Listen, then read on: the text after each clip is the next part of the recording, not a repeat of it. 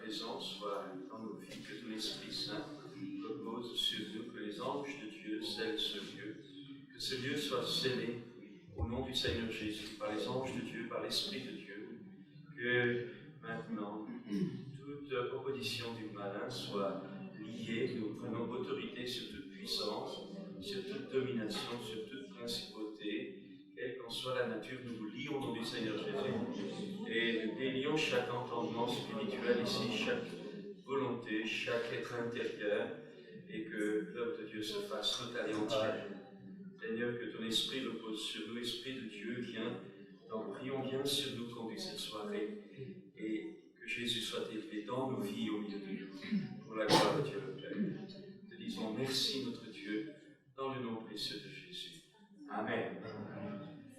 Je voudrais, ce soir, donc, nous nous approchons de demain soir, après l'enseignement, nous aurons un temps libre de prière déjà avec l'Église, et puis nous aurons vendredi soir, au cadre économique, encore des prières peut-être plus personnelles, avec action dans l'Esprit Saint, pour particulièrement ceux qui ont participé à ces soirées, à ces matinées. Je voudrais rapidement, simplement résumer ce que nous avons vu ce matin, pour que ceux qui assistent ce soir ne soient pas trop décalés. Nous avons vu ce matin l'autorité dans le royaume de Dieu, les différentes autorités que vous avez déjà vues hier soir. Nous avons simplement parlé du feu étranger, que quand on entre dans le travail de quelqu'un d'autre, il s'agit de savoir s'y intégrer, ne pas apporter un feu étranger. Nous avons parlé de la révolte de Corée, les murmures de Marie et d'Aaron. Nous avons rappelé également que la soumission aux autorités établies est une protection. Le parapluie que vous avez vu hier soir aussi est une protection. Nous avons également vu que veut dire se soumettre à quelqu'un. La soumission est d'abord à Dieu et ensuite aux hommes délégués, qu'il y a une différence entre la soumission et l'obéissance. La soumission, c'est un état de cœur. Je suis soumis à toutes les autorités, mais je n'obéis pas forcément à toutes les autorités. Nous avons vu également à qui se soumettons, que Dieu regarde au cœur, les autorités dans l'Église, les autorités dans le monde, les gouvernants, et puis l'appel de Dieu qu'en réalité, nous sommes également appelés à nous soumettre les uns aux autres. Nous verrons dans les réunions suivantes comment il faut faire quand il y a une fausse autorité, c'est-à-dire quand il y a une autorité. J'ai parlé pendant ces jours de l'autorité à laquelle il faut se soumettre, mais il faut reconnaître qu'il y a parfois des autorités qui nous enquiquinent. Alors comment faire? Donc ça aussi, nous aborderons cela, je pense, demain matin. Mais ce soir, donc, je voudrais ce soir voir avec vous. Je voudrais ce soir voir avec vous, donc, nous allons approcher de façon beaucoup plus proche ce soir la notion de délivrance. Et vous dire un petit peu, avec tout le contexte que vous avez vu hier soir, que vous avez vu ce matin pour d'autres, mais enfin ça se recoupe pour ceux qui n'ont pas assisté ce matin, vous n'êtes pas perdus. J'aimerais donc ce soir parler de la magie. De la magie, de l'occultisme, qu'est-ce que cela représente, quelles sont les conséquences, pourquoi d'ailleurs ces problèmes-là, pourquoi les aborder. Et je voudrais donc, pour que vous puissiez bien comprendre le problème, vous pourrez peut-être parler de la magie, l'occultisme, ses dangers et ses conséquences. Je vais mettre ça comme titre, magie, occultisme, dangers, conséquences. Et nous allons bien sûr, en cours de route, soit ce soir, soit demain, et encore vendredi, donc nous allons en cours de route, bien sûr, être confrontés à toutes les explications, les contradictions qui peuvent se présenter. Alors, pour bien comprendre le problème de la magie et de l'occultisme, il faut savoir que le monde, je le rappelle, vous l'avez vu hier, le monde dans lequel nous nous trouvons est composé à deux composantes. Il y a un monde spirituel et il y a un monde matériel. Au commencement, Dieu créa les cieux, monde spirituel, et la terre, monde matériel. Et les cieux, monde spirituel, où vivent, agissent toute une hiérarchie d'esprits immatériels, d'autorité, avec des fonctions et des puissances différentes, avec des compétences territoriales, fonctionnelles, différentes dans l'exécution de plans, voire même de maintien de la création. Dieu est le créateur originel de ce monde spirituel, dont la puissance nous échappe parfois, mais ce monde spirituel est réel. Et tout ce que nous vivons dans notre monde matériel n'est que le résultat de lutte, de confrontation ou d'action du monde spirituel. Je vous avais parlé donc des différentes catégories d'autorité. Nous avons vu les anges, les archanges, les séraphins, les chérubins. Mais nous allons voir aussi qu'il y a des autorités déchues. Donc, avec la chute de Satan, nous l'avons vu, Lucifer, l'astre brillant du matin, qui a été précipité dans les ténèbres, qui a entraîné avec lui donc toute une série de hiérarchies d'anges déchus. Mais donc ce monde spirituel, au commencement, était bon. Je ne fais que résumer ce que nous avons vu. Mais par la chute d'Adam, eh bien, il y a d'abord donc ce monde spirituel se partage en trois catégories finalement. Il y a d'abord le monde spirituel de Dieu, que nous avons vu, avec chérubins, archanges, séraphins, anges, etc., au service de Dieu, avec, rappelez-vous, le triangle, le Père, Dieu assis sur son trône. Vous avez ensuite la deuxième catégorie, le deuxième département de ce monde spirituel, ce sont les esprits déchus, avec à leur tête donc Satan, le diable, le meurtrier, tel commencement, dira Jésus. Éphésiens 6:10 nous donne, vous n'avez pas à lutter contre la chair et le sang, mais contre les dominations, les principautés, les autorités, les esprits méchants dans les airs. Ces puissances agissent tout particulièrement dans l'air, imprégnant l'atmosphère. Il y a là des compétences territoriales, soit par rapport à la fonction, c'est-à-dire par rapport dans le domaine de l'impureté, de la pornographie, dans le domaine des médias, dans le domaine de l'éducation, dans le domaine même de la science, donc par catégorie ou par fonction, ou alors ils agissent par territoire. Par exemple, la ville de Grenoble, la banlieue de Grenoble, l'agglomération grenobloise a ses principautés, a probablement des dominations qui sont là, agissant dans des secteurs différents, des principautés de magie, probablement pour l'importance de cette ville, principautés de magie, de sorcellerie, donc des hiérarchies, des autorités qui agissent dans notre société, selon les fonctions, selon les branches, mais également territoire, ville, parfois des villages, parfois des régions, parfois des pays. Appelez-vous Daniel, qui avait jeûné pendant 24 jours, et l'ange qui est venu lui a dit, mais depuis le début, ta prière a été entendue, mais le prince de Perse s'est opposé à moi. Donc, il faut savoir, Dieu entend vos prières, quel que soit le blocage qui peut exister, quelle que soit la puissance entre Dieu et vous, quand vous priez, puisque le Saint-Esprit est en vous, Dieu enregistre.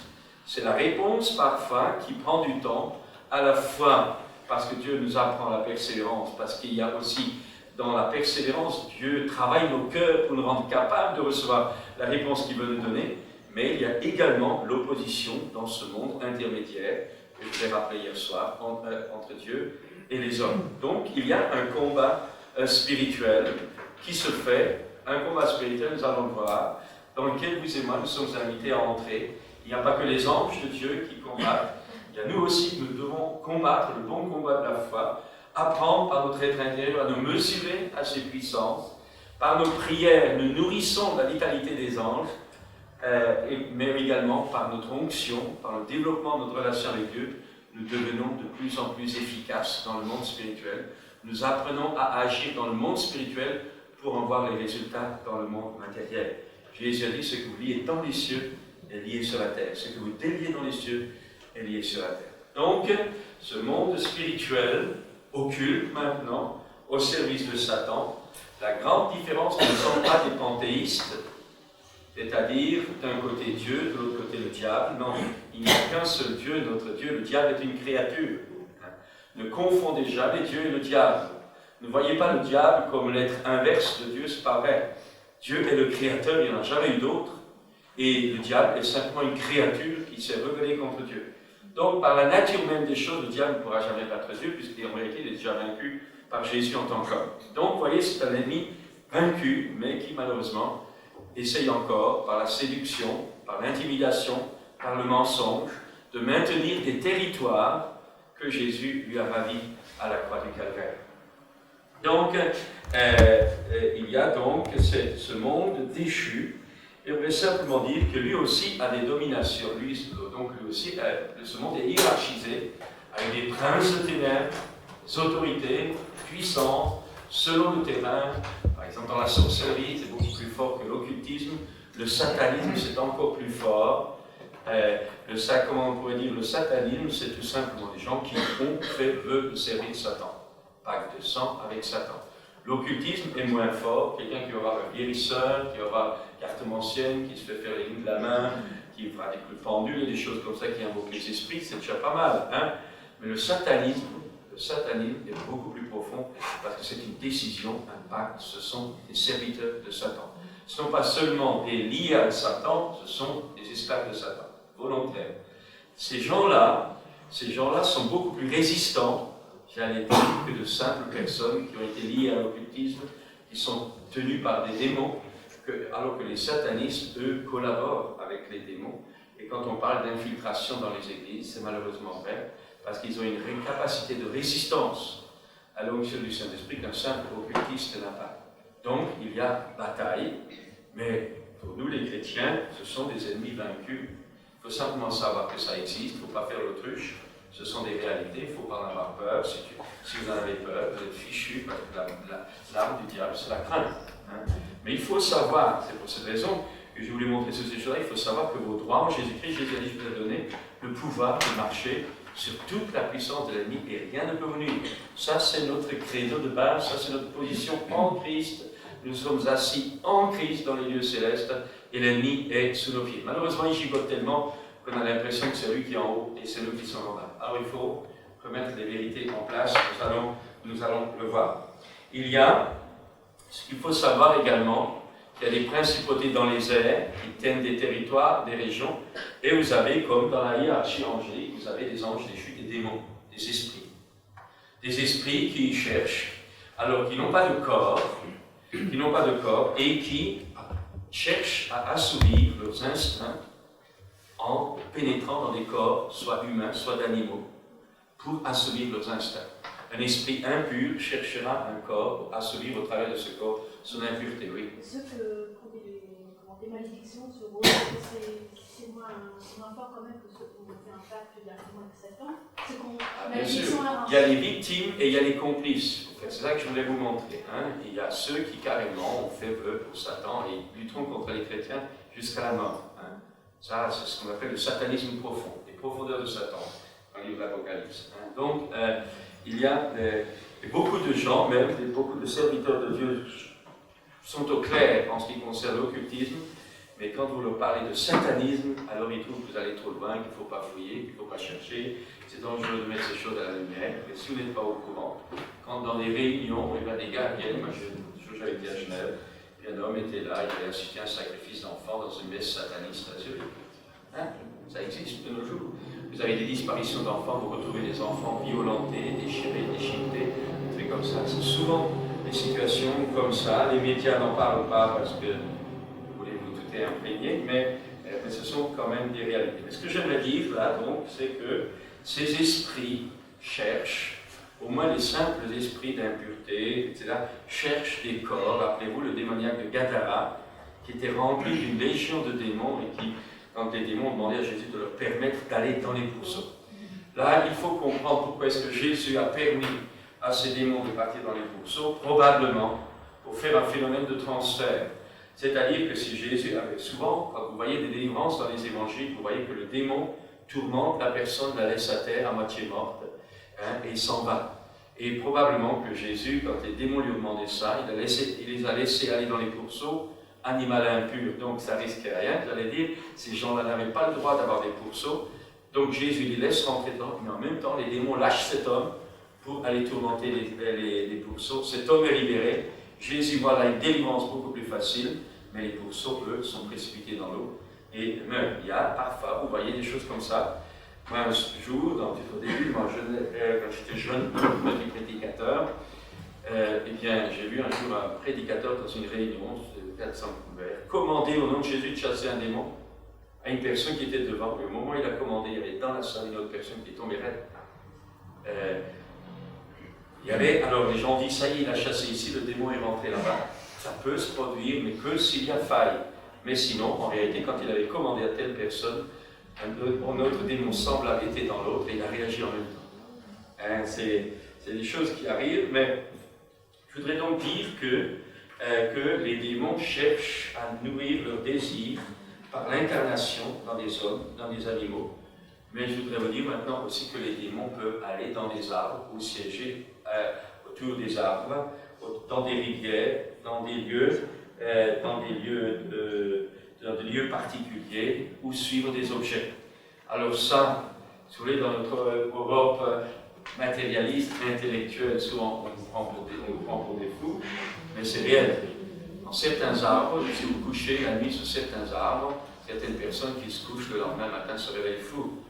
Moi, je peux vous dire, on a des serviteurs de Dieu en Afrique, des gars, chefs de cabinet de ministres, donc pas des manques de culture, qui peuvent vous dire comment, comme prédicateurs, ils ont été amenés à prier des gens qui étaient attirés à l'eau et qui rentraient dans la rivière, des mains les précipitaient dans l'eau, des mains invisibles, c'est des réalités, hein, je ne veux pas vous faire peur, on n'est pas là en train de jouer à Fantomas, c'est simplement des réalités de chaque jour auxquelles on est confronté couramment en Afrique.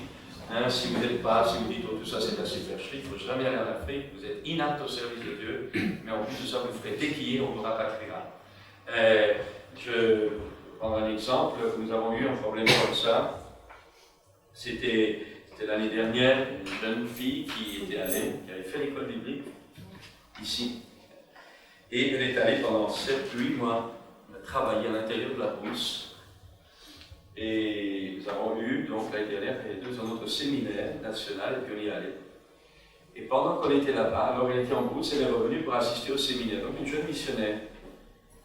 Et est-ce que c'est parce qu'elle avait entendu? Est-ce que c'est la crainte? Elle est allée un matin au marché et elle est rentrée paniquée. Moi je ne le savais pas, elle est allée tout le faire, elle dit voilà, ça m'a piqué, quelque chose m'a piqué au marché, pourtant je n'ai rien touché, on m'a jeté un sort. Elle a accepté la crainte. Ça existe les sorts. Hein. On appelle ça les flèches invisibles. Par exemple, j'avais une autre missionnaire qui faisait une colo d'enfants. Et elle s'est approchée avec sa 2 chevaux, elle est allée chercher de l'eau au puits. Et à ce puits-là, il y avait un homme qui était reconnu dans toute la région comme un sorcier très efficace. Et elle a puisé l'eau, et ce sorcier est arrivé. Et comme elle était missionnaire, je ne sais pas trop ce qui s'est passé, à ce moment-là, cet homme l'a regardé. Mais vous savez, il y a certaines façons de regard, surtout chez les sorciers. La façon dont il avait regardé, elle a senti qu'il était en train de lui envoyer un sort. Donc non, ça s'est passé comme ça. Cet homme était là, au bout du camp, et au moment où elle a avalé un morceau de pain, elle a senti comme des épingles dans sa gorge, et elle est tombée tout de suite malade. La fièvre, la gorge ouverte, etc. Et elle avait vu le regard de cet homme qui avait envoyé cette malédiction au moment où elle avalait. Elle était habituée, vous savez, là, elle savait ce que ça voulait dire. On appelle ça en Afrique les flèches invisibles. C'est des sorciers qui vous collent des flèches invisibles comme ça. Et si vous avez le malheur de ne pas réagir immédiatement dans l'autorité, c'est pour ça que nous parlerons aussi de l'autorité, à ce moment-là vous devenez vulnérable. C'est l'attaque à l'esbrouf, j'allais dire presque, mais vous avez mal. Et là vous encaissez, vous refusez, vous interdisez l'action. Et alors si vous tenez ferme, vous êtes dégagé. C'est une confrontation de royaume, c'est une confrontation de puissance. Cette fille, donc c'est la première fille dont je vous ai parlé, au séminaire du peur, elle a parlé aux autres missionnaires, ils ont prié pour elle, mais elle traînait. Moi je l'ai su le lendemain, on m'a dit elle va pas mal, elle commençait à divaguer. Tout à coup elle se met à parler en américain, je dis mais qu'est-ce qui lui prend? Et puis elle commence la nuit, elle commence à sortir, à danser dans la cour de la mission. Je ne sais pas si vous réalisez, moi je suis ministre de nuit. Et puis elle est devenue folle. Folle. Alors on a essayé de la délivrer, prier, etc., le retrouver son équilibre, il replongeait. C'est comme si un mauvais esprit lui enlevait la conscience de soi et un peu lui revenait. Alors parfois elle était comme évanouie, hurlait, impossible de la tenir. On a monté la garde, la pistolet, il n'y a que moi qui ai craignait encore un petit peu. Mais c'était vraiment difficile. Et puis il a fallu l'hospitaliser parce que le médecin qui est passé a dit, parce qu'elle se déshydratait, il a dit vous êtes fou, elle est en train de se détruire le cerveau psychiquement, il faut l'hospitaliser pour la mettre sous calmant, etc. Mais même les calmants n'agissaient pas. Ils essayaient de l'endormir, ça n'agissait pas. Alors on était là. Et je me rappelle, pour vous montrer un soir, dans la clinique, là, et dans la chambre, elle ne comprenait pas comment ça se fait que nous n'avions pas d'efficacité contre cette puissance-là.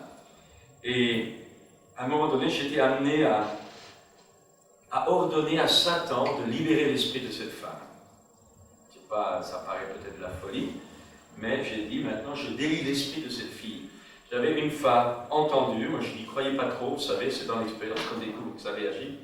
J'avais appris qu'à un moment donné, Satan pouvait des fois prendre l'esprit d'un être humain. Quand vous avez la désincarnation, les gens qui font des voyages astraux, et bien de la même façon, parfois dans des attaques, un démon ou une puissance peut prendre l'esprit d'un homme et le faire sortir, et alors vous avez un être complètement fou, il n'a plus l'esprit. Et, si vous voulez, et là, à ce moment-là, j'étais dans la clinique, je dis, je ne peux pas continuer, on en avait marre. Tout en marre, c'était angoissant de voir ça. Surtout des missionnaires venus nous parler, nous avions fait une semaine de mission. Et là, j'ai dit, maintenant, Satan, tu lâches l'esprit de cette fille. Tu nous la rends que l'esprit de cette fille rentre en elle. Tac. Elle a repris conscience, elle s'est endormie jusqu'au lendemain matin, et puis quand elle était absente, ça a recommencé. Je me rappelle toujours cette fille, je l'ai portée en pyjama dans l'avion UTA, sur le grand avion, j'ai traversé l'aéroport en la portant dans mes mains, en la montant, il a fallu l'endormir dans l'avion, elle arrivait, même le soporifique communautaire ne réagissait pas. Elle est revenue en France, il a fallu la rapatrier, ça a été un gros coup dur. Mais maintenant, ça va rétablir, ça revient, il a fallu. Mais ce que je pense, c'est que là, il y a eu, parce qu'il y a eu une crainte. N'acceptez jamais la crainte. La crainte, c'est de l'intimidation. Or, Satan est sous vos pieds. Il va vous faire sentir sa puissance. Il va vous souffler sous le nez pour vous faire croire qu'il est puissant.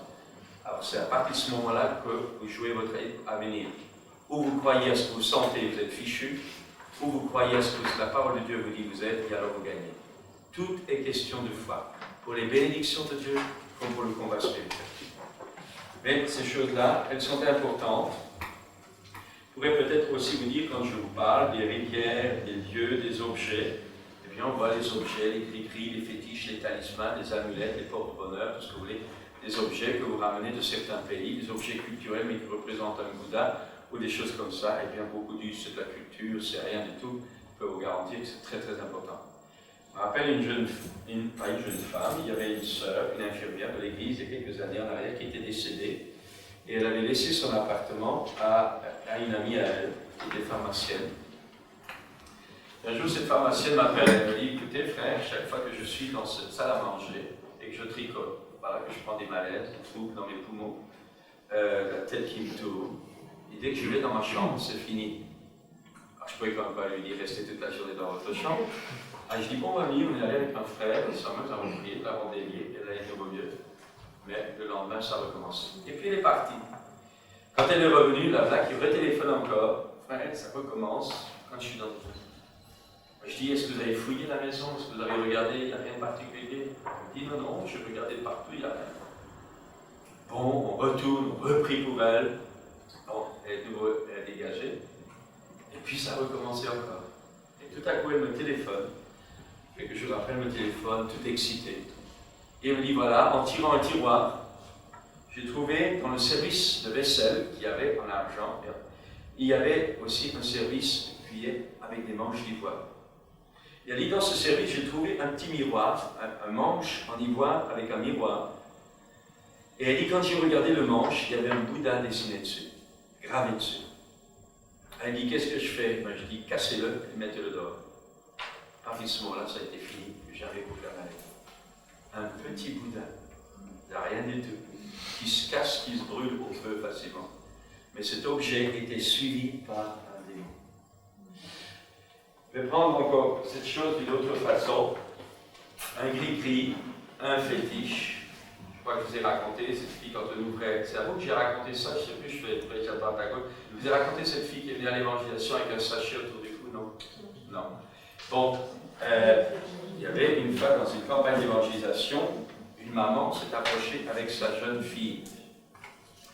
Et quand elles étaient devant, elle avait constaté qu'il y avait un sachet autour de son cou. Et vous savez, bon, les sachets, on sait vite ce que c'est. Et on demande à cette fille ce qu'elle avait, ce qu'elle a, et qu'il fallait qu'elle enlève ça. La mère et la fille paniquent, la fille dit non, je ne peux pas. Et on dit mais pourquoi? Qu'est-ce qui s'est passé? Bien, quand elle était gosse, des années en arrière, elle avait des convulsions. Elle avait des convulsions. Et ils sont allés voir un guérisseur. Et le guérisseur lui a mis ce cordon autour du cou avec ce sachet de sang blanc en lui disant de ne jamais l'enlever du cou et de ne jamais l'ouvrir. Que le jour où elle l'enlèverait, le jour où elle l'ouvrirait, elle retomberait malade. Et effectivement, depuis ce jour, elle portait ce cordon avec le petit sachet. Il n'y a plus jamais eu de crise de convulsion. Et là-bas, qu'elle s'approche à l'évangile, à l'appel de Dieu pour se convertir. Et quand le prédicateur donc lui dit qu'est-ce que vous avez là, elle explique. Et quand il a dit mais donnez-moi ça, elle n'a pas voulu. Elle dit c'est important, elle a expliqué que c'était important. Finalement, avec plein de crainte, elle a enlevé son cordon, elle l'a tendu. Au moment où elle l'a enlevé, elle l'a tendu, elle est tombée à terre, convulsion. Alors, en ouvrant le sachet, il y avait un petit parchemin, un petit mot dedans. Satan guérit son corps, mais prend son âme pour toujours. Ça, c'est la magie blanche. On guérit d'un côté pour coller pire ailleurs. Donc, alors bon, c'est là l'inverse. Le diable guérit pour vous assurer.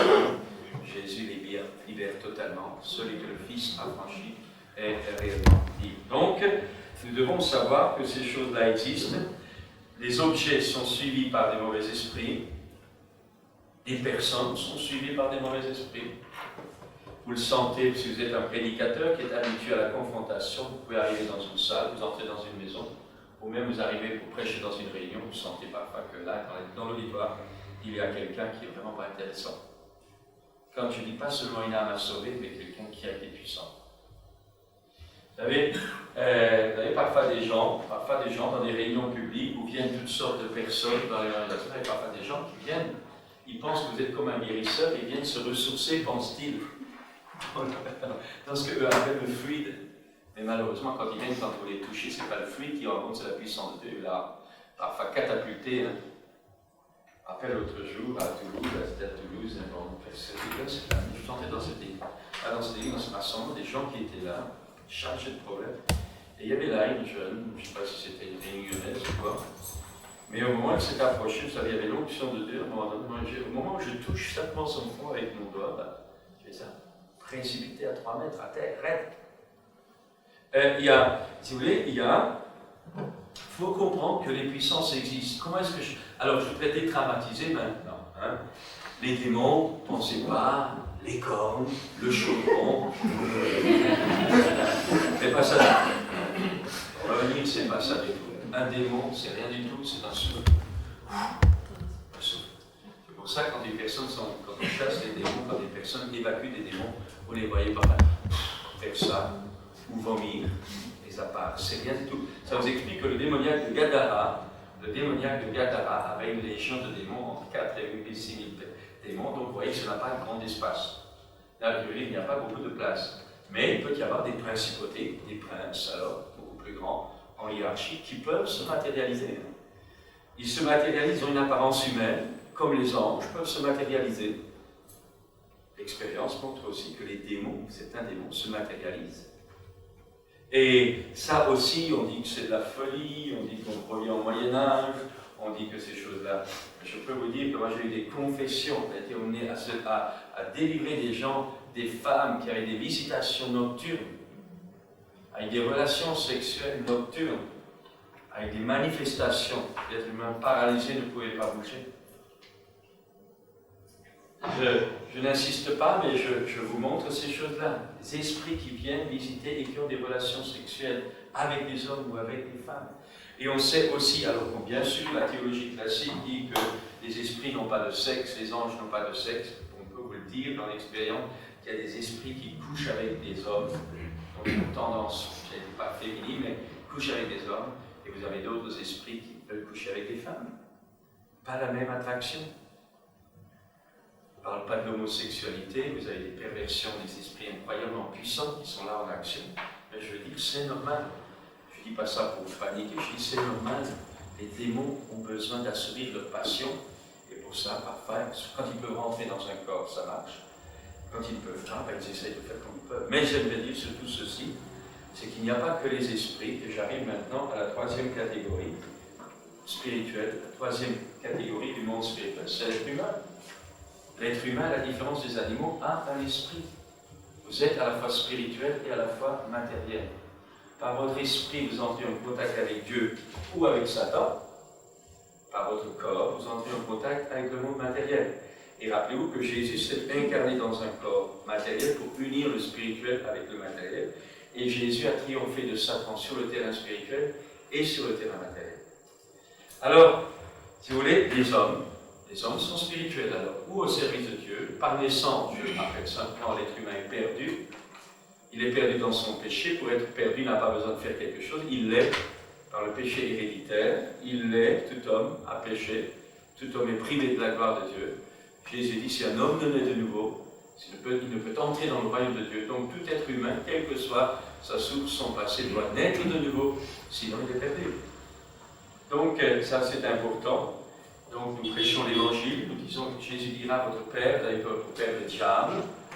Donc l'être humain, l'humanité est couchée sous la puissance du malin, mais Dieu a envoyé son Fils. Dieu a tant aimé le monde qu'il a envoyé son Fils, afin que quiconque croit en lui ne périsse point, mais qu'il ait la vie éternelle. Et quand Jésus est venu, il est venu attaquer Satan sur son territoire, dans le domaine spirituel, chassant les démons, pénétrant les territoires d'Israël, et dans le domaine matériel, libérant les captifs, brisant les chaînes des captifs, guérissant les malades, ressuscitant les morts, proclamant que le royaume de Dieu était là. Je viens de vous résumer, mais je voudrais encore dire quelque chose qui va peut-être vous choquer, j'en sais rien, mais j'aimerais vous dire qu'il y a des hommes ou des femmes. L'être humain est spirituel, il est perdu, ou il est sauvé, il est régénéré, mais vous avez des êtres humains qui sont au service de Satan, comme je vous le disais tout à l'heure. Il y a des hiérarchies également dans les hommes.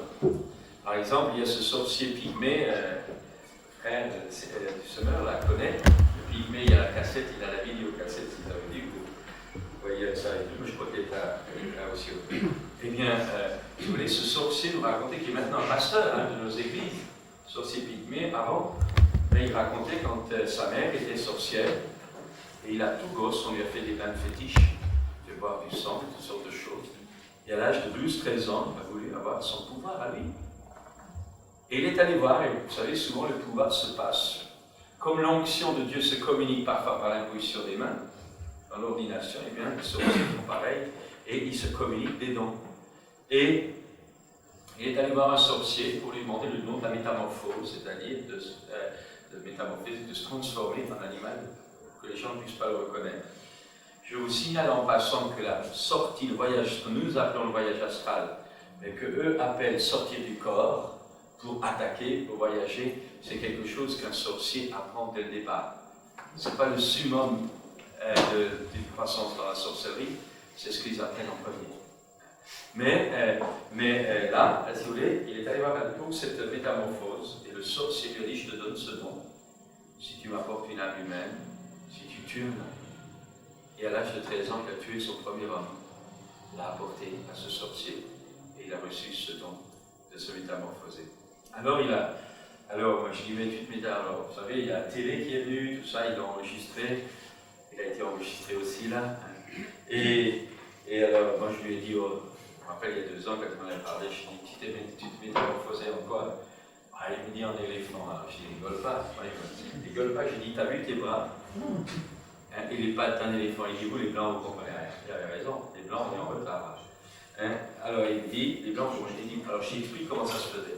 Il racontait, il y avait certains bois qui lui disaient, pour la sorcellerie, il allait dans la forêt, mangeait un petit morceau de bois, en faisant des incantations, prenait différentes sortes de lianes, les torsadait d'une façon particulière, les enroulait autour de sa poitrine et il appelait l'esprit. Pour lui, c'était l'esprit d'éléphant. Quand il appelait, quand l'esprit d'éléphant venait, alors l'esprit d'éléphant le pénétrait. Et à ce moment-là, lui, il ne se voyait pas changer, mais les gens, eux, maintenant, voyaient un éléphant.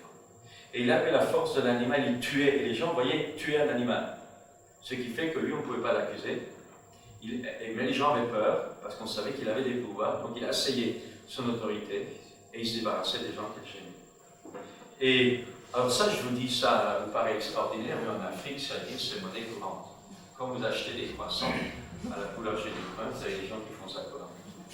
Maintenant, avant c'était en Afrique, mais il faut que maintenant en France, en Europe, ça se fait bien. La sorcellerie, la magie s'est développée avec des vitesses incroyables. Grenoble, Genève, toutes les grandes villes ont dans les sous-sols des manifestations.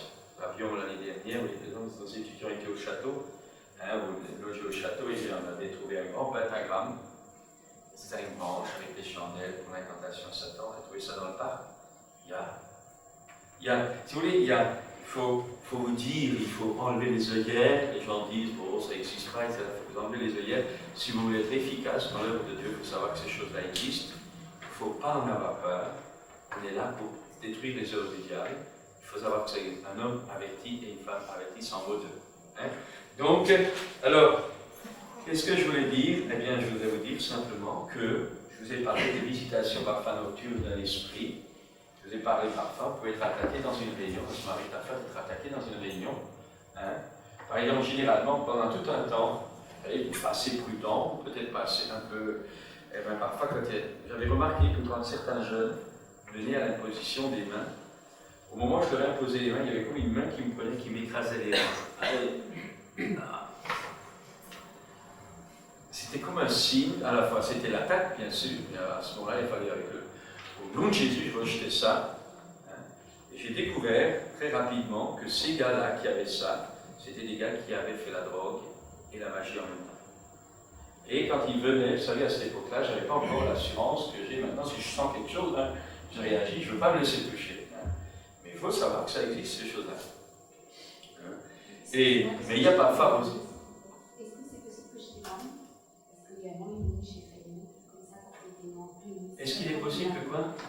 Que je donne un témoignage, puisque vous dites. Non, pas maintenant. On reste à l'enseignement, sinon on ne va pas parler de soi maintenant. Je suis en train de vous porter en avant pour qu'on puisse voir. Donc, on va pas. Ce qui est important là, c'est le fait que, si vous voulez, quand vous êtes attaqué, quand vous êtes bloqué, tout se joue dans la façon dont vous réagissez. Et quand vous avez besoin de délivrance ou de libération, ou comme les mains, tout dépend de la position que vous avez. On va y arriver.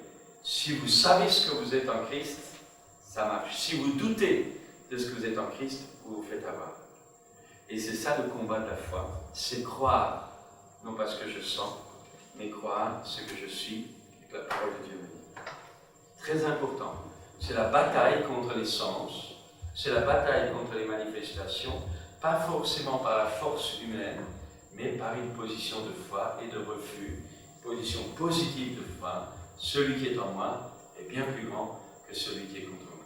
Ça, c'est très important, mais j'aimerais dire simplement une chose, c'est ceci. On a vu également dans certains cas, comme je disais tout à l'heure, des visitations nocturnes de puissance mauvaise, eh bien, on a vu également des cas, des hommes, des sorciers visiter, sortir de leur corps et visiter des gens de Dieu. Ça aussi, ça existe pour des relations sexuelles ou autres. On appelle ça en Afrique, on appelle ça des maris de nuit. Ça, si un jour vous allez en Afrique, vous allez être confronté dans le service de Dieu, confronté des personnes qui viennent. Par exemple, l'autre jour, j'étais à Abidjan, quelqu'un me dit, oh frère, il faudrait que je vous parle, voilà. J'ai un mari de nuit qui me visite. Vous savez, moi au démarrage, mari de nuit, pas du tout initié, qu'est-ce que c'est un mari de nuit? C'est ça, c'est des visitations nocturnes. Et alors, je me rappelle cette femme qui disait, mais ce mari de nuit, il est très jaloux. Et au démarrage, je dis, ça y est, on file complètement dans l'aberration totale. Un esprit est jaloux. Et les esprits mauvais sont parfois jaloux entre eux.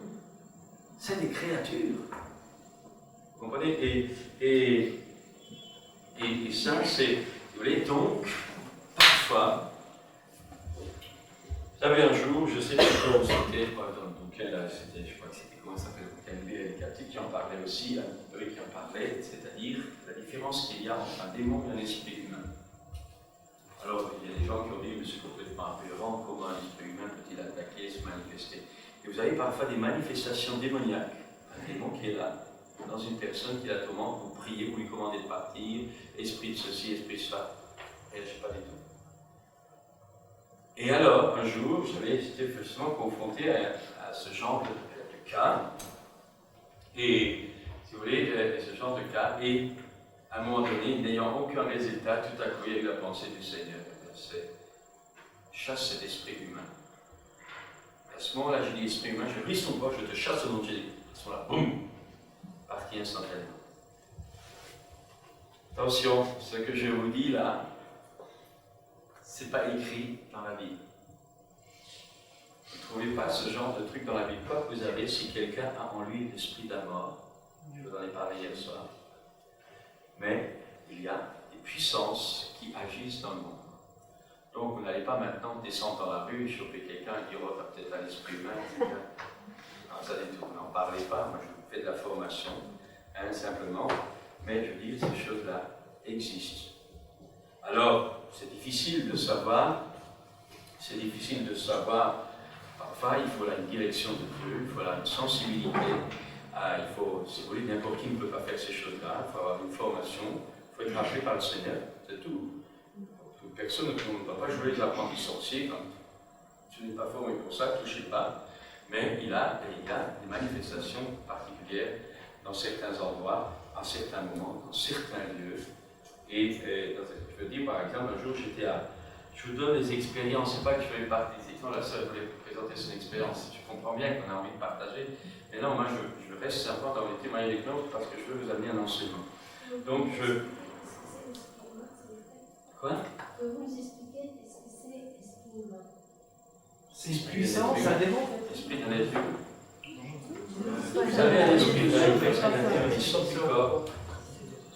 Bon, je vais prendre un exemple. La mythologie. Ah bon, heureusement qu'elle pose la question. Il débat. Bon, quand vous voyez par exemple les voyages astraux, qu'est-ce qui se passe? C'est l'être humain qui sort de son corps. Mais finalement, regardez les histoires de sorcières avec son manche à balai. C'est pas seulement de la légende, ça correspond à une réelle vérité quelque part. Peut-être pas le manche à balai, hein, mais le voyage en dehors du corps, ça existe réellement. Après tout, si vous réfléchissez bien, si les démons existent, si les esprits existent, c'est normal.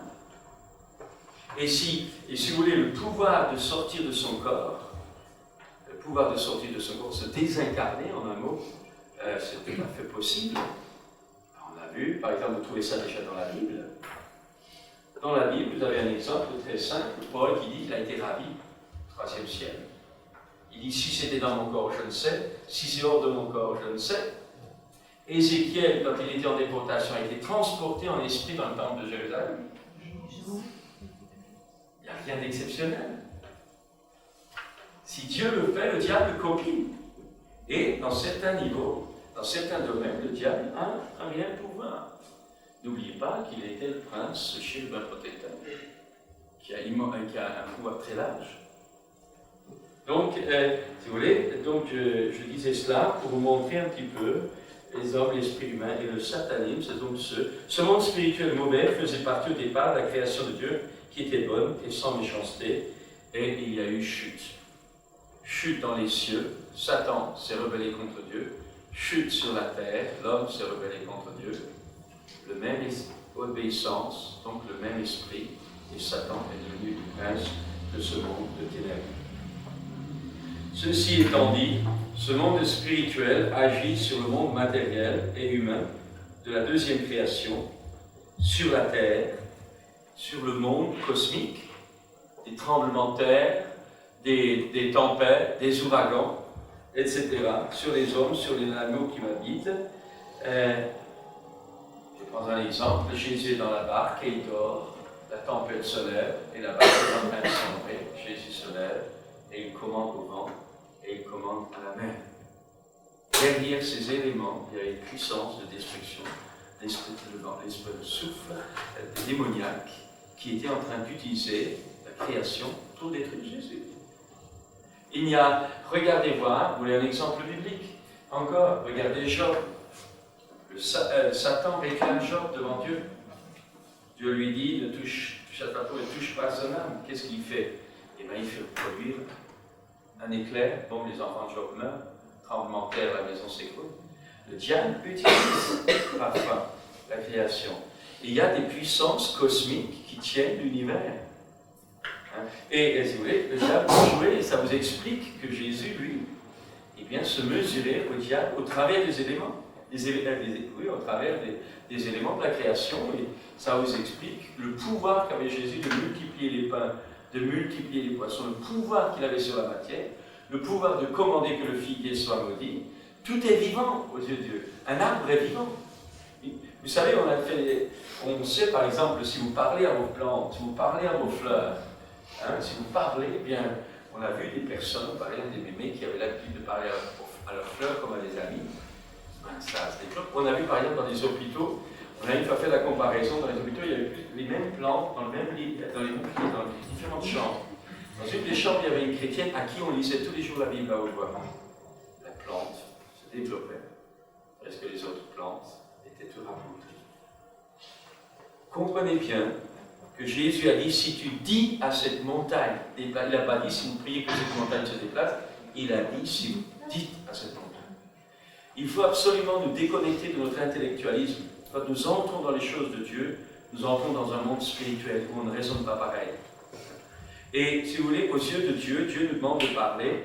Je vais prendre un exemple, on en parle là quand on parle de l'autorité du croyant.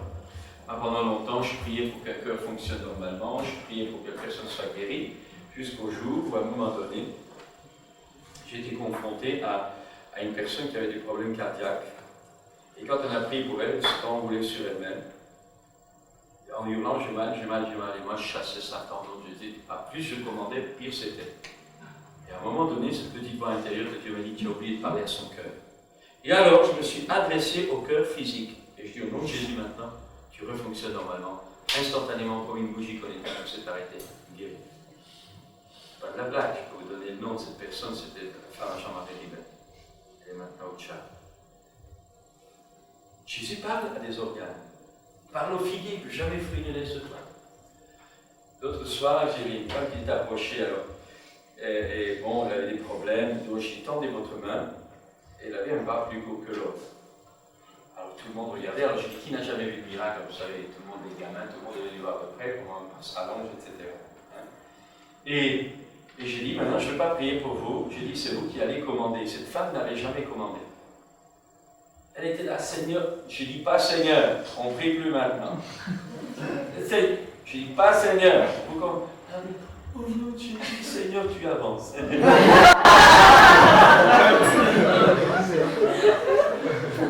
bouge un peu, mais c'était pas ça. Alors, je lui ai dit, vous avez des enfants? Elle me dit oui. Je dis, quand ils désobéissent, qu'est-ce que vous faites? Vous les commandez? Oui. Alors, ce bras est en train de vous désobéir, commandez-lui. Alors elle a compris, elle dit, au nom de Jésus, paf, en place. Ce que je vais vous montrer, c'est que nous avons des structures mentales qui sont à l'inverse de la marche spirituelle. Vous et moi, nous avons été éduqués à l'école avec des conceptions matérialistes. Et ça, il faut que ça change. Vous avez été, même pour rapport à la grâce de Dieu, on a toujours su que si on avait travaillé bien, on avait de bonnes notes. Mais Dieu vous donne des bonnes notes, indépendamment que vous travaillez bien. Dieu vous donne des bonnes notes si vous croyez à sa grâce. La notion du mérite, la notion de la logique humaine, 2 et 2, ça fait 4, hein, pour qu'un arbre pousse comme ceci, mais Dieu peut redresser ça. Et nous avons besoin, si vous voulez, d'être conscients de l'emprise, du pouvoir que vous et moi nous avons par nos paroles qui sont le bras de Dieu au travers de nous sur la création. Quand on parlera de l'autorité du croyant, je vous donnerai des exemples qu'on a vécu à la Polo et des choses comme ça. C'est simplement, il faut que vous appreniez à raisonner, non pas avec notre intelligence humaine, mais il faut que vous appreniez à raisonner comme Dieu raisonne, c'est-à-dire spirituellement. Tout est esprit, dans l'esprit. Quand vous parlez à un démon, c'est dans l'esprit, c'est votre esprit qui se mesure contre l'esprit du démon. Et c'est pour cette raison, dans ce domaine-là, il faut la foi du cœur, c'est-à-dire la foi du cœur, c'est la foi de votre esprit, de votre être intérieur. C'est lui qui se bagarre, c'est lui qui n'écoute pas le corps, c'est lui qui est rempli de la parole de Dieu, et c'est lui qui ordonne au travers de votre voix. La foi du cœur, proclamée par la bouche, engendre le miracle. Pourquoi y a-t-il si peu de miracles dans nos vies? C'est parce que nous avons une foi intellectuelle, mais nous n'avons pas la foi de l'esprit, de notre homme intérieur, et ce n'est que notre homme intérieur qui fait le miracle, ou plutôt l'esprit de Dieu qui habite dans notre homme intérieur qui va faire le miracle. Je voudrais encore dire ceci. Le diable est le prince de ce monde de ténèbres, nous le savons. Ce monde spirituel agit sur le monde matériel. Et ce que nous vivons physiquement, économiquement, sociologiquement, culturellement, politiquement, n'est que le résultat de ce qui se fait dans le monde spirituel. C'est pour cette raison que Paul me demande de prier pour les autorités, parce qu'il y a des puissances qui assiègent. Ne pensez pas que Mitterrand soit un homme libre, loin de là, il est sous des influences. Premier ministre Cresson, au lieu de la lapider, prions pour elle, afin que tout ce travail de destruction du mal, eh bien, qu'elle soit annulée, soit liée, pour que les pensées saines viennent. Parce que voulez-vous que fasse un homme non régénéré face à toutes ces puissances, ces dominations, ces principautés qui les tirent par le bout du nez? Vous avez qu'à regarder la chose par rapport à Israël. Vous savez que tout ce qui se passe par rapport à Israël se passe dans l'Église spirituellement. Vous n'avez qu'à regarder les gouvernements qui sont contre Israël. Vous pouvez voir la manipulation spirituelle qui est derrière. Et on a fait des études, par exemple, on a pris tous les hommes d'État qui, à un moment donné, se sont dressés contre Israël, ont été balayés. De Gaulle, quelques mois après son décision d'embargo, a été obligé de démissionner. Haïli Sélassié, qui a pris une position officielle de chef d'État contre Israël, quelques mois après, une révolution l'a balayé. Dieu a dit, celui qui touche à Israël, touche à la colonne de ses yeux. Ça ne veut pas dire que Israël est parfait, pas ça du tout. Mais il y a des promesses que Dieu a faites pour ce pays. Donc, mais il faut savoir que le diable veut détruire Israël, tout ce que nous sommes en train de vivre là, hein, les événements politiques. Ayez les yeux ouverts sur les événements spirituels qui se cachent derrière. La politique, c'est rien, ça c'est la poudre aux yeux des gens, mais c'est la puissance derrière qui combat. Bon, les Palestiniens, je prends tout cela, on n'en veut pas aux Palestiniens, mais l'esprit qui les utilise est un esprit destructeur. Quand vous prenez, comment il s'appelle, de l'Irak, là, Saddam Hussein, hein, essayez de penser. S'il avait eu la bombe atomique, il l'aurait balancée sur Jérusalem, aucun problème là-dessus. Vous allez comprendre que l'esprit qui est derrière, c'est l'esprit qui veut détruire. C'est l'esprit nazi, c'est l'esprit de Hitler. C'est l'esprit de certains empereurs romains qui ont tué des milliers de chrétiens. Là, c'est contre le juif. L'antisémitisme ne s'explique pas sociologiquement. Ça ne s'explique pas, c'est spirituel. Et vous pouvez regarder quand quelqu'un se tourne contre le peuple juif, vous pouvez être sûr, on peut ne pas être toujours d'accord, hein, moi je ne sais pas, je ne suis pas politique, hein, il y a probablement certains comportements de certains juifs. Par exemple, vous êtes chrétien en Israël, vous êtes bakboulé, hein, vous êtes persécuté. Donc on n'est pas d'accord avec ce qu'ils font. Mais quand même, vous avez le regard de Dieu sur Jérusalem. Je ferai de Jérusalem une pierre pesante pour toutes les nations. Ceux qui te béniront seront bénis, ceux qui te maudiront, je les maudirai. Il y a des choses comme ça que Dieu fait souverainement, c'est lui le patron, hein, nous on ne va pas discuter. Le salut vient des Juifs. Si vous êtes anti-juif, ben, il faut accepter, quoi. Notre orgueil français en prend un coup, mais je suis désolé. Les Juifs sont aimés de Dieu à cause de leur Père, dit l'apôtre Paul. Ça ne veut pas dire, attention, ça ne veut pas dire que les Juifs seront sauvés. S'ils ne se convertissent pas, ils ne seront pas sauvés. Mais un reste de tout cet ensemble sera sauvé et l'État juif deviendra un État messianique au jour où Jésus revient et ils reconnaîtront, pleureront sur celui qu'ils ont percé, ils le reconnaîtront quand il viendra. Nous, on attend le Messie qui est mort pour tous les hommes et qui revient en gloire, mais eux attendent le Messie de gloire et ils n'ont pas reconnu le Messie souffrant. Mais nous allons rencontrer le même Messie. Comprenons cela, c'est important, c'est pour ça qu'on est très unis au peuple d'Israël. Spirituellement, on n'est pas d'accord. Il y a beaucoup de choses qu'ils font, mais spirituellement, on est de la même famille. On n'est pas de la même famille qu'un juif, parce qu'il n'est pas né de nouveau, il a besoin d'être nouveau pour être sauvé. Mais spirituellement, dans l'accomplissement prophétique de l'histoire de l'humanité, on est lié au peuple juif. On est des frères de sang presque. Parce que la Bible vient des Juifs, le salut vient des Juifs, les oracles sont aux Juifs, le culte est aux Juifs, et Jésus est Juif. Voilà, alors, donc, comprenez pourquoi est-ce que j'ai dit ça, comprenez que le diable, ça vous explique l'antisémitisme viscéral de Satan. Ça vous explique que c'est incroyable la haine qu'il y a entre les Arabes et les Juifs. Vous réalisez ce qui se passe, c'est irrationnel. Ils pourraient très bien s'entendre, très bien faire la paix, mais c'est une haine à mort. Pourquoi? Agar, à cause d'Agar, Ismaël, Isaac, ça dépasse ces cadres-là. C'est une puissance de destruction qui est derrière pour annihiler les prophéties bibliques que Dieu a données dans sa parole. Si Jérusalem est liquidée en tant que l'État juif, en tant que capitale spirituelle juive, si c'est le pays de Palestine que Dieu a donné à Israël, frontière de l'Euphrate jusqu'à l'Égypte, si ce territoire n'est pas attribué, c'est l'accomplissement prophétique et c'est le retour du Christ qui est mis en cause ou qui est retardé. Donc, vous suivez, dans tous les rouages politiques qui sont en train de se faire, c'est en réalité l'enfantement du règne messianique qui est retardé ou qui est contesté. Ça vous explique l'intense bagarre au niveau de l'ONU, au niveau de toutes sortes de choses. Pour nous, nous ne regardons pas aux hommes, nous savons, nous, qu'il y a une bataille là-haut, entre les anges de Dieu et les anges déchus. Satan est vaincu, mais nous devons terminer le travail par nos prières. Nous devons le déloger des territoires où il n'y a plus rien à faire. Alors, j'aimerais encore dire ceci, continue. Le monde physique et la créature humaine sont tombés légalement sous la puissance du diable par la chute d'Adam et d'Ève. Alors, le monde Adam, comme je l'ai expliqué l'autre soir, Adam avait reçu le gouvernement de la terre par Dieu, il s'est donné à Satan, du coup il a donné tout ce qu'il avait à Satan. C'est pour cette raison que notre création, le monde dans lequel nous vivons, est couché sous la puissance de Satan. Donc, l'homme a livré, le Dieu Trinité ayant confié tout à l'homme, l'homme l'a donné à Satan, et à ce moment-là, ça a été la mort spirituelle. L'homme est séparé avec Dieu par la barrière du péché, l'homme est esclave du péché, c'est la nature du péché.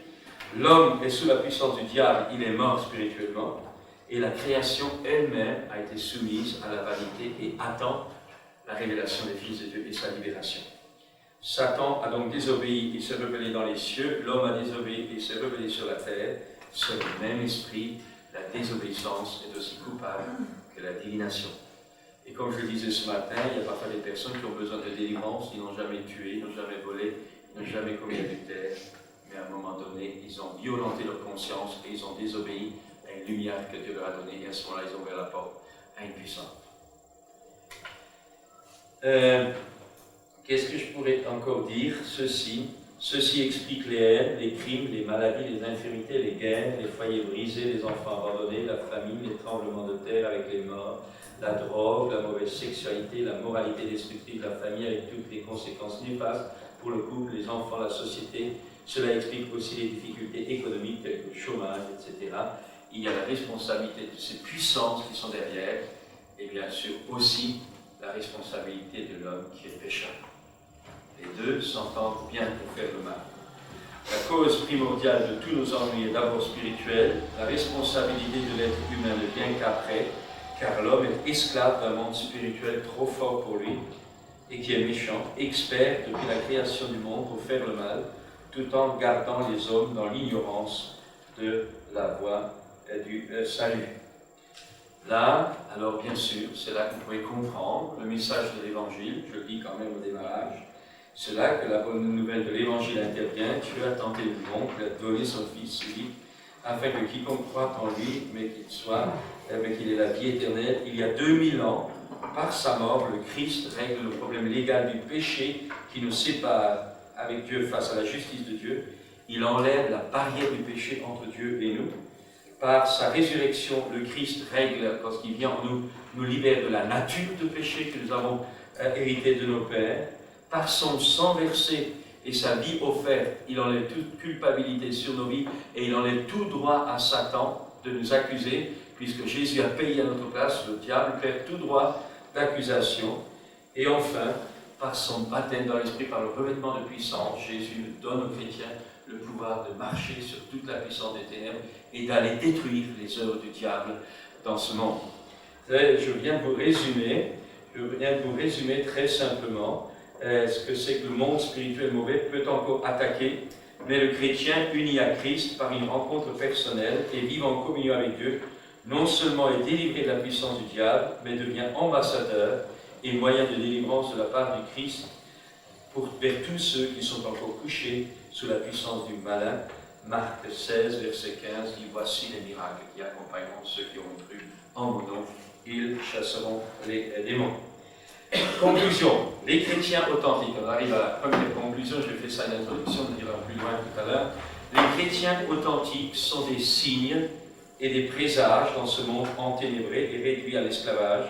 Nous sommes des signes que la liberté est possible, que le bonheur est possible sur la terre, que le mal peut être vaincu et que la communion vivante et personnelle avec Dieu peut être rétablie en attendant la restauration finale de toute la création qui attend ce fameux rétablissement total où la gloire de Dieu couvrira la terre comme l'eau couvre le fond des mers.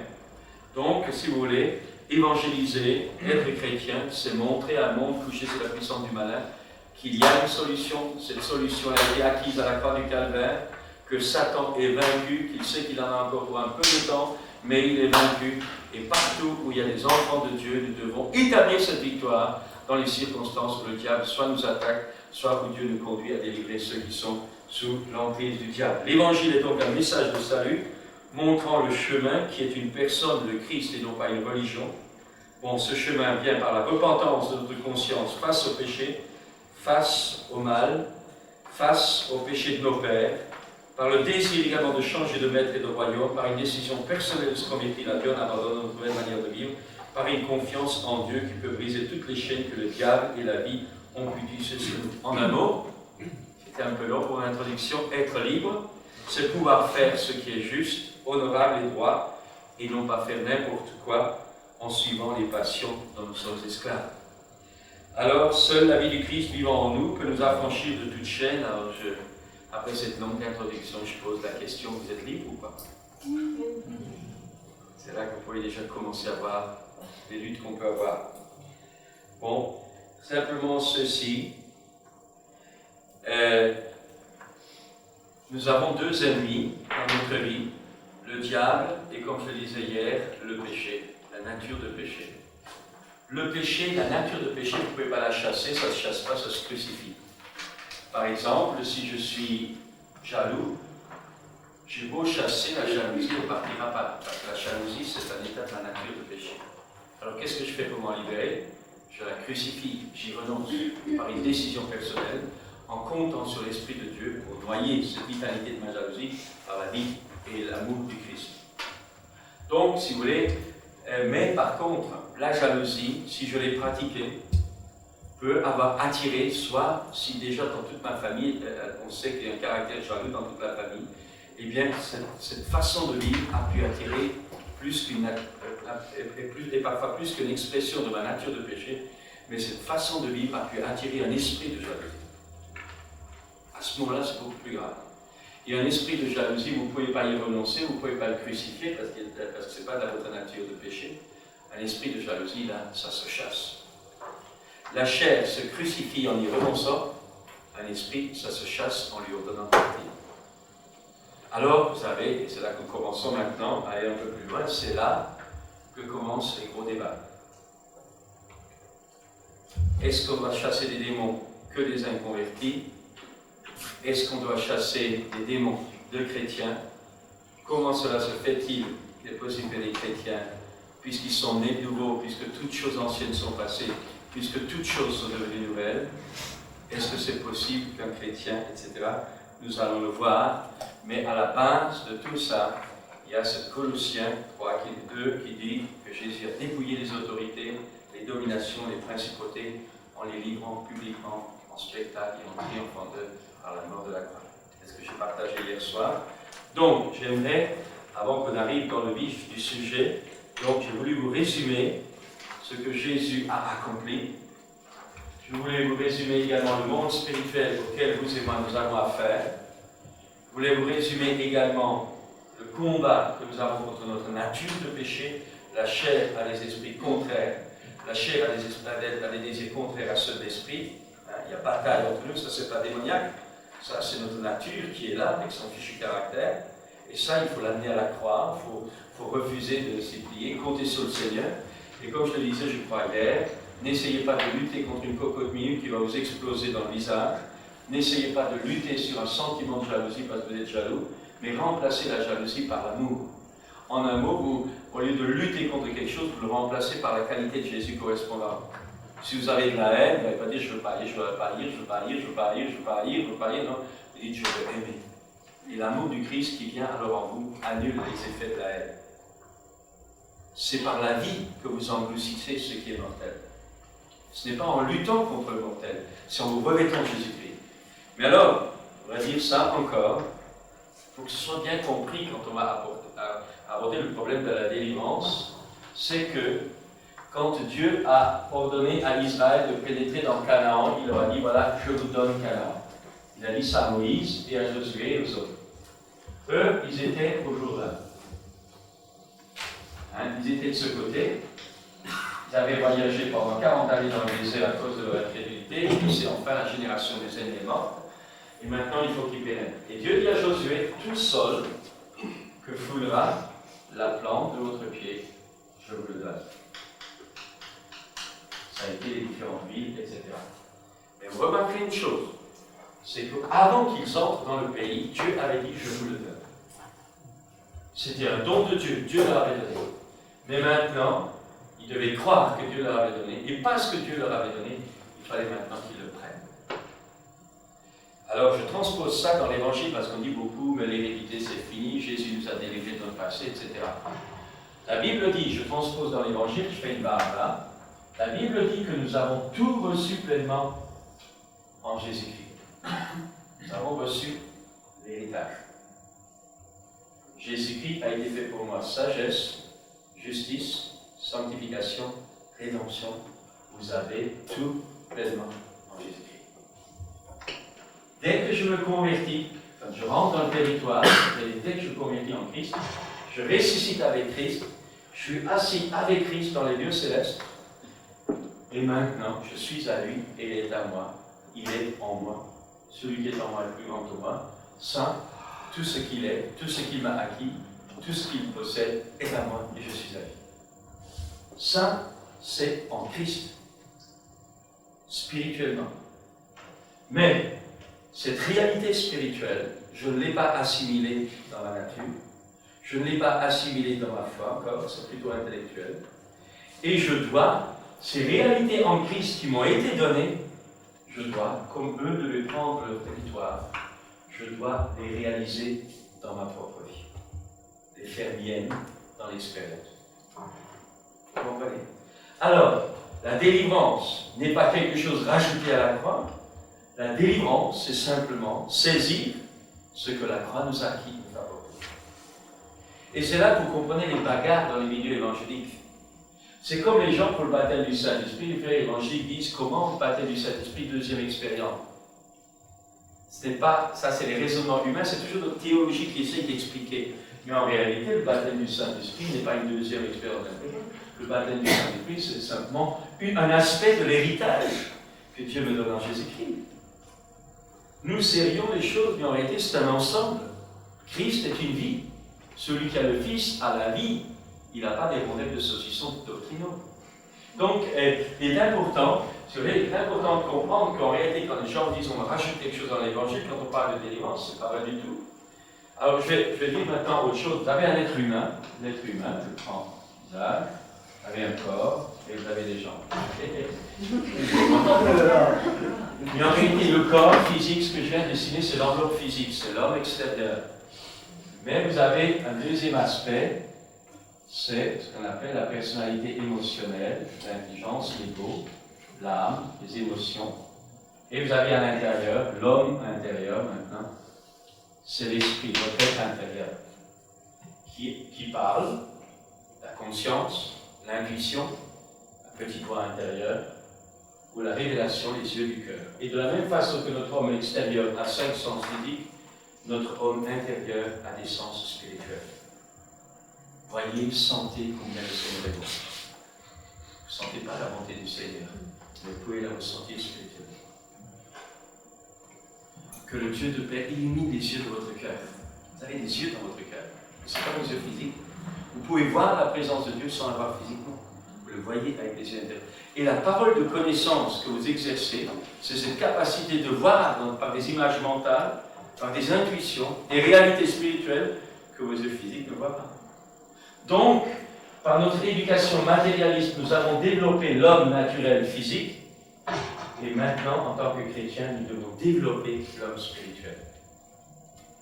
Et malheureusement, nous essayons de servir Dieu et de combattre le diable avec notre intelligence, avec nos moyens naturels, mais le diable est un esprit, et ce n'est pas notre esprit que nous pouvons le combattre et le détruire dans ses œuvres. Alors j'en reviens maintenant à ce principe fondamental qu'il faut bien comprendre. J'ai tout reçu en Jésus-Christ. Je suis sauvé, je suis racheté, je suis délivré. Dieu m'a donné un nom nouveau. Comme Jésus a dit à Pierre, tu t'appelles Céphas, maintenant tu t'appelleras Pierre. Il lui donne un nom nouveau. Mais Céphas n'est pas devenu Pierre en 2-3 jours. C'est pendant toute sa vie qu'il a grandi à la stature de Pierre. De la même façon, Dieu vous donne un nom nouveau quand vous vous convertissez, mais ce nom nouveau, vous le devenez progressivement par l'expérience, par la vie, par le combat, par la vie. En un mot, par votre foi et votre persévérance, vous prenez possession du territoire. En un mot, vous permettez à Jésus de remplir toute votre vie, que toute la réalité de Christ devienne vôtre par la marche dans le Saint-Esprit. Alors, j'en arrive encore. Dans cette, c'est-à-dire en essayant de réaliser ce que Christ est pour nous, ce que nous sommes en Christ, en voulant réaliser notre position assis en Christ, le seul moyen d'y arriver là-haut, c'est ma foi. Il n'y a aucune échelle qui me permet de monter là-haut. Mais en esprit, car Dieu est esprit, donc là-dedans en esprit, je suis assis là-haut.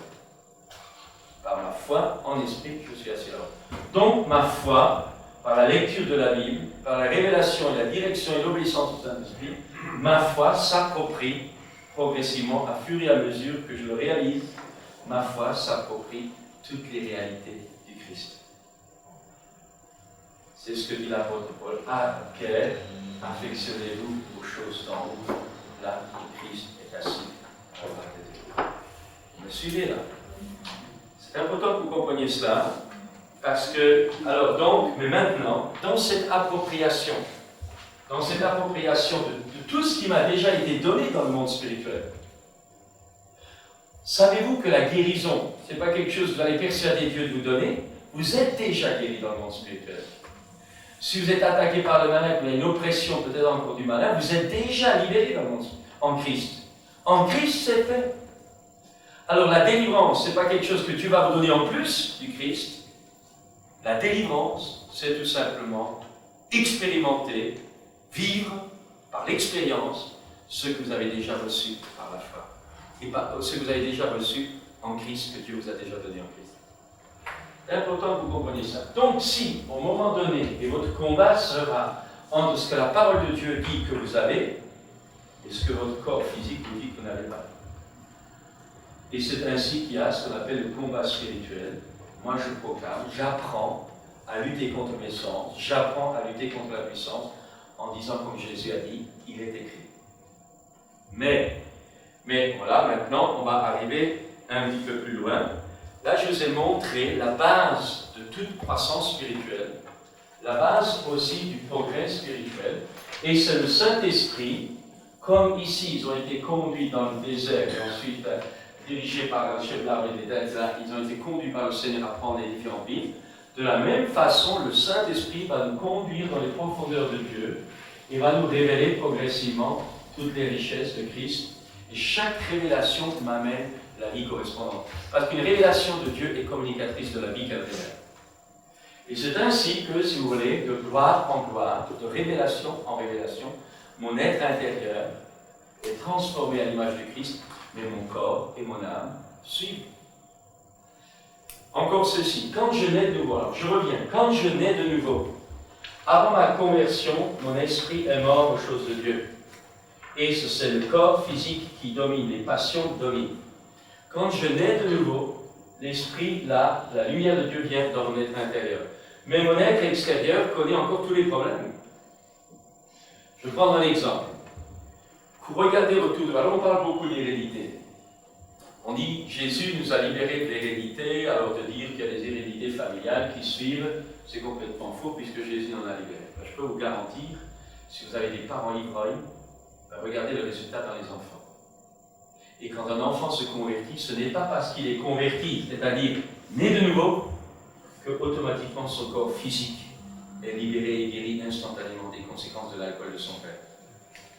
La guérison physique peut être instantanément, peut-être au même moment que la nouvelle naissance, mais dans la réalité de la vie, parfois l'homme naît d'abord de nouveau, et ensuite il apprend la guérison divine, et ensuite il peut être libéré. Il a droit à toute la guérison, puisque en Jésus-Christ, par les meurtrissures de Jésus, il a été guéri. Il est guéri, il a été guéri, mais l'appropriation pratique prend parfois du temps. Vous comprenez cela? Alors, on arrive maintenant, quand quelqu'un est né de nouveau, il est régénéré à l'intérieur de lui-même, mais son corps physique n'est pas régénéré. Son âme, ses pensées, ses raisonnements ne sont pas transformés.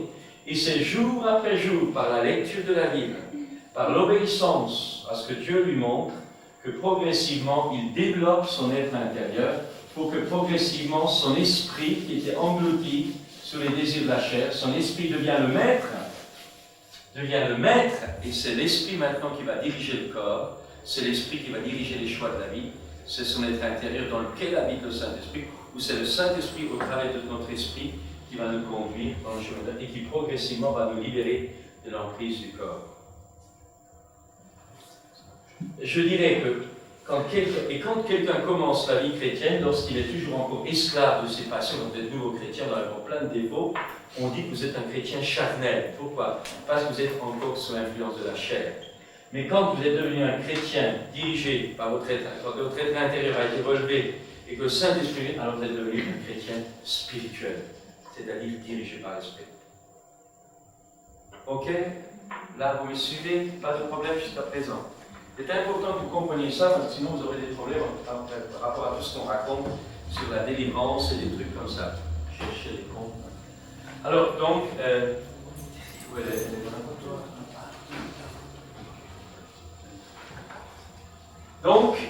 si vous voulez, alors maintenant, on va y arriver tout à l'heure.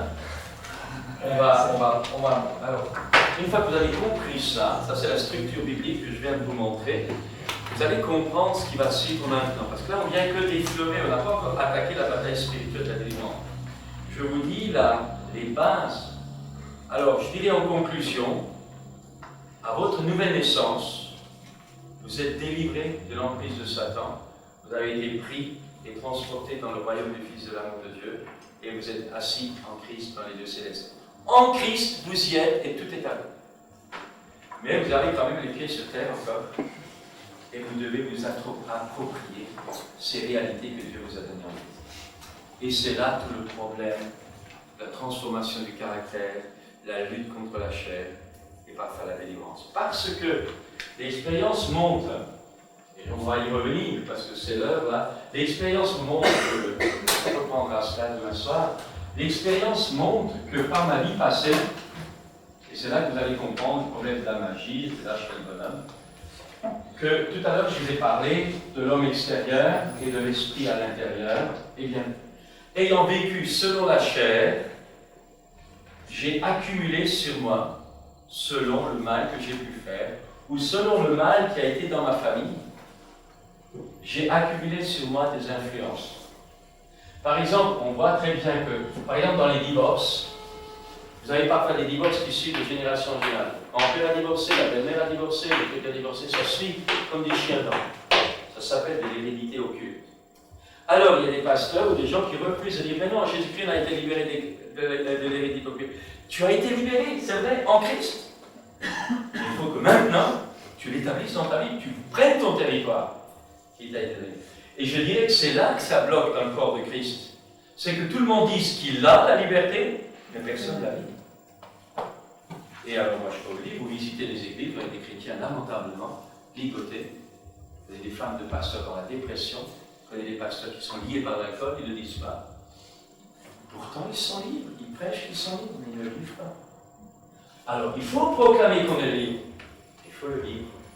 Et c'est là que vous comprenez le principe de la délivrance, où vous êtes sous l'emprise et on a besoin d'être délivré de l'emprise de la chair. Et alors ça se crucifie, ça se renonce, et on se remplit du Christ. c'est par la plénitude que je noie ce qui est mortel, ou alors parce que ma famille a attiré des esprits dans la famille, et bien cet esprit me colle après quand un enfant naît, l'esprit qui a pu présider à ma conception, en dehors des liens du mariage. On sait que les fœtus sont marqués. Un rejet dans le ventre de la mère qui a voulu faire avorter, on sait que l'enfant trinque. Et bien quand ensuite vous venez à l'évangile, vous êtes sauvés. Mais tout ce que Jésus vous a acquis à la croix du Calvaire n'est pas forcément installé en vous. Et vous devez à ce moment-là vous débarrasser de tout ce que la vie passée a pu mettre sur vous et qui n'a plus aucun droit de rester dans votre vie. Alors, il y a des gens qui, à la conversion, sont à la fin nés de nouveau, baptisés de Saint-Esprit de feu, libérés, alléluia pour cela. Et malheureusement, il y en a qui sont nés de nouveau et qui traînent des problèmes et qui ont toutes sortes de... parce qu'il y a eu la vie, parce qu'il y a eu l'enfance, parce qu'il y a eu une mauvaise éducation, parce qu'il y a eu attirance. Alors, je voudrais dire encore ceci, et c'est là qu'on voit le privilège d'être un enfant chrétien. Et là, vous pouvez comprendre le principe déjà de la délivrance. Quand vous êtes un enfant de chrétien, la Bible dit, nous l'avons lu hier soir, que les enfants sont sanctifiés par les parents. Bon, imaginez maintenant que mon arrière-grand-père est un gars qui a fait de l'occultisme. Que vous vouliez, vous ne voulez pas, nous parlons pas. En faisant de l'occultisme, il attire un esprit, et peut-être que l'esprit est rentré en lui. Ce brave grand-père ou ce mauvais grand-père, il a couché avec sa femme et il a donné mon père. Mais il y a hérédité. Mon grand-père s'étant livré et livré sa maison à une puissance, cette puissance va continuer à agir sur les enfants, puisque à cause de mon grand-père, le parapluie est percé. Vous comprenez cela? Bon, alors mon père, il trinque. Il n'a jamais fait d'occultisme. Mais parce que son père ne l'a pas protégé, au contraire, son père a ouvert la porte à Satan, l'enfant traîne des problèmes. Et très vite, cet enfant assiégé par l'esprit familier qui est là, cet enfant va commencer à avoir des pensées d'impureté, va commencer à avoir des tensions de tout genre, et le travail que le diable a commencé, ou que le démon a commencé dans le grand-père, le diable va le continuer dans le fils. Et il va élargir son domaine. Et il va probablement amener d'autres. Et c'est que là, vous voyez que les enfants ont parfois des pulsions sexuelles, ont parfois des comportements que d'autres n'ont pas. Parce qu'il y a un héritage. Ou alors, le grand-père ayant ouvert la porte, eh bien, l'enfant qui naît est anormal, ou est estropié, ou a une malformation physique. La porte de la malédiction ayant été ouverte, eh bien, le père a bu et l'enfant a trinqué. C'est valable dans le domaine physique, mais c'est valable également dans le domaine spirituel. Alors, j'arrive, mon père, il est déjà pas mal chargé. Alors, j'arrive, imaginez que mon père est couché avec ma mère et qu'ils n'étaient pas mariés. La Bible appelle ça fornication, impureté.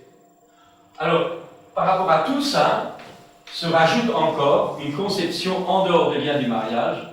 Eh bien, l'esprit d'impureté rentre en plus dans la famille des démons. Et moi, Pierre Truchel, je récupère tout ça comme un bon héritage que mon papa et ma chère maman m'ont laissé, sans le savoir.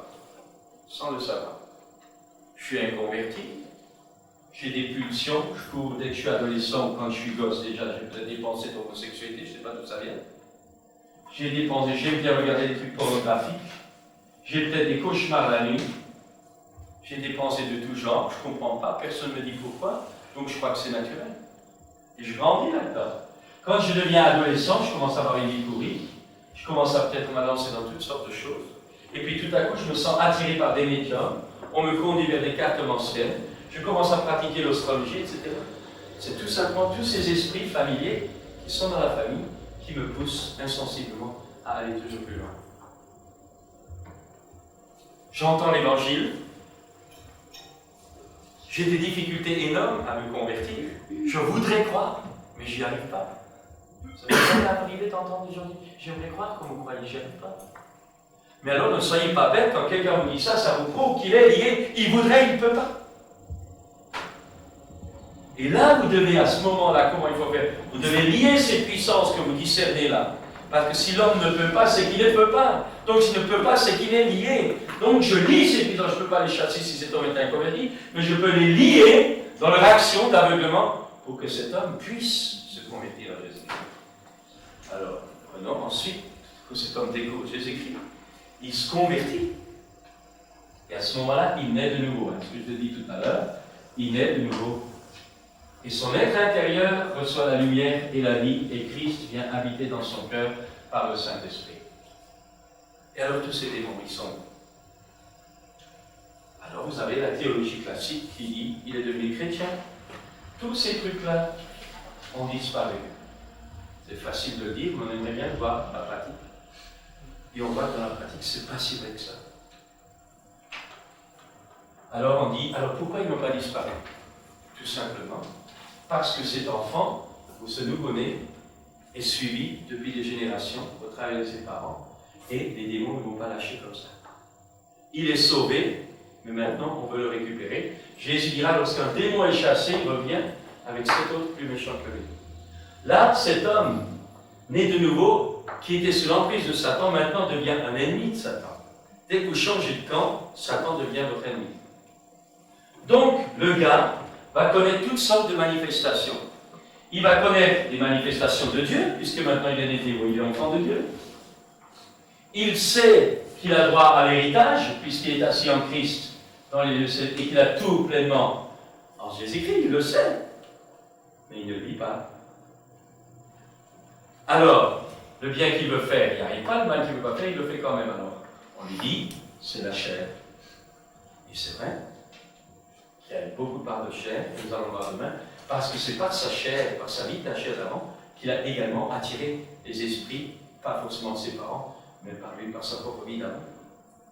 Mais ce que la délivrance met en évidence, c'est qu'au moment de ta conversion, tu es sauvé, mais tu n'es pas forcément libéré des puissances qui sont là sur ta vie, et tu as besoin d'être peut-être délivré de ça. Je ne dis pas qu'il n'y a pas de conditions sine qua non, il y a des situations différentes par chaque personne. Donc, et ce n'est pas en disant aux gens, t'es né de nouveau, dans la paix, tout est paix. Il n'y a pas de paix dans beaucoup de gens. Parce qu'ils sont sauvés, ce n'est pas le salut qui est en jeu. Mais ils n'ont pas réalisé l'ensemble de l'héritage que Dieu leur a donné. Et ça, c'est le combat de la foi, où jour après jour, je pénètre mon cadran spirituel qui est Jésus-Christ pour m'approprier et vivre la libération, la guérison, la délivrance que Jésus m'a acquis sur la croix du Calvaire, que j'ai en Christ. Et parce que je l'ai, je veux me débarrasser de tout ce qui est contraire. Donc, à partir de ce moment-là, arrive le problème, et c'est là que je voulais vous montrer l'avantage d'avoir des parents chrétiens, c'est que toute cette escorte familiale que mon grand-père, mon père ont attirée sur ma famille, mais les enfants chrétiens ne l'ont pas. Parce qu'en cours de route, quand celui-là s'est converti là, eh bien ce chrétien-là n'a plus suivi Satan. Il s'est opposé aux puissances de ténèbres, il a été délivré dans sa marche chrétienne, et maintenant il engendre des enfants saints, consacrés dans le Seigneur. Et le gosse qui naît de cette union de parents chrétiens ne connaît absolument pas l'accompagnement démoniaque, connaît ses enfants du monde. Et ça vous explique que les enfants chrétiens ont souvent des tentations beaucoup moins fortes que ceux du monde. Parce que le diable n'est pas omniprésent. Ce n'est pas parce qu'aujourd'hui vous chutez dans le péché que vous attirez un mauvais esprit, pas vrai. Mais si vous répétez plusieurs fois la même chose, parce que les démons ne sont pas omniprésents, il y en a beaucoup, mais ils ne sont pas omniprésents. Le Saint-Esprit, lui, est omniprésent, mais pas les démons. Donc, par votre vie de péché, vous pouvez progressivement attirer un démon. Mais si vous êtes issu d'une famille où l'occultisme, où le péché est quelque chose qui va de père en fils, alors le premier péché que vous commettez, vous êtes sûr qu'un démon est là, parce qu'il déjà il vous accompagne. Vous n'avez plus besoin de l'attirer, il est déjà là par vos parents. C'est ce que la Bible dit. Vos enfants sont sanctifiés par les parents. Important de comprendre ça. Alors on se bagarre, si vous voulez, alors les gens se bagarrent. Actuellement dans le peuple de Dieu, il y a la bagarre, c'est culpabiliser les gens. Mais non, on ne culpabilise pas. On dit tout simplement qu'il faut se débarrasser de ces squatters qui n'ont rien à voir dans notre vie chrétienne, il faut s'en débarrasser, c'est tout. On ne rajoute rien au calvaire. On veut vivre la réalité du calvaire, c'est tout. Donc, et c'est là que va partir demain, c'est là que vous pouvez comprendre le phénomène, c'est que tout ce que vous avez pu vivre, ou tout ce que vos parents ont vécu, et peut avoir des conséquences dans votre vie. Je vous donnerai des témoignages dans les enfants pour montrer que même dans le fœtus d'un enfant, eh bien, les démons ont pu rentrer au moment où ils étaient conçus dans le sein de leur mère. Ce n'est pas comme anéanti la victoire du Christ. Jésus nous a libérés de l'hérédité. Jésus nous a libérés de Satan. Jésus nous a libérés de toute puissance du mauvais. C'est fait. Mais je dois le faire bien. Canaan m'a été donné, comme à Israël, mais il faut maintenant que j'y rentre dedans et que tout seul, toutes les réalités de Christ que je m'approprie, bien Dieu me les donne. Parce qu'en réalité, il m'a déjà tout donné en Jésus-Christ. C'est ça, la base de la délivrance. Ce serait plus clair demain soir, je vais vous laisser cette vision des choses, afin que vous compreniez que, en réalité, toute notion de délivrance, comme toute notion de guérison physique, est basée sur quelque chose qui est déjà fait et donné en Christ depuis 2000 ans. Ce n'est pas quelque chose que vous rajoutez, c'est quelque chose que vous avez déjà en Christ et que vous développez là maintenant. Alors, je vais prendre un exemple, David, un verset biblique. Rendez grâce à celui qui nous a délivrés de la puissance des ténèbres. Jésus nous a délivrés de la puissance des ténèbres. Qui nous a lavés de nos péchés par son sang. Qui nous a délivrés de Satan par son sang.